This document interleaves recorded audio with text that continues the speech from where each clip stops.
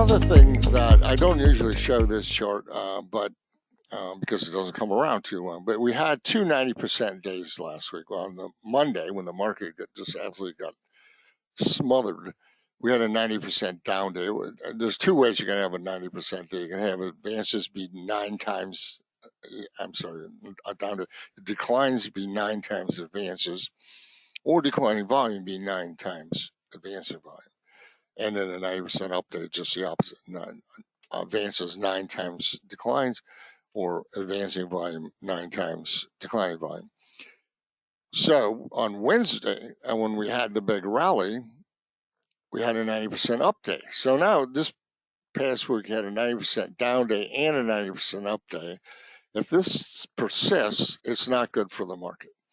So you can see on this chart here, on the left hand, the scale is how many 90% days you had in the last 50 trading days. You can see in the financial crisis, it was crazy. You had like nearly half the days were 90% days, and then it happened again after the flash crash. In the pandemic, we got up to about 10 out of 50. Right now, we're 2, just those 2. So nothing too worrisome yet, but I'm going to start paying attention to this thing, because if it gets above this is 3. I'm sorry, not sure. 2 is this is 2. Yeah, that's 3. So if it gets above 3, I'm going to start looking, because it hasn't been above 3 too many times recently without the market getting socked pretty good. And this one here, in the end of the fall of 2015. That was a very bad market. That was, I think, the first time I ever saw the SPOOs open down 100 points.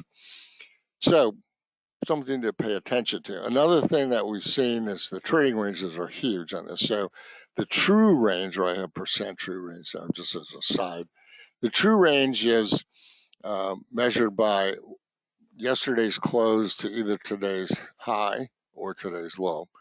That's the true range. So it includes an overnight gap if one happens. So we have had true ranges of 300 and 400 points this week in the S&P.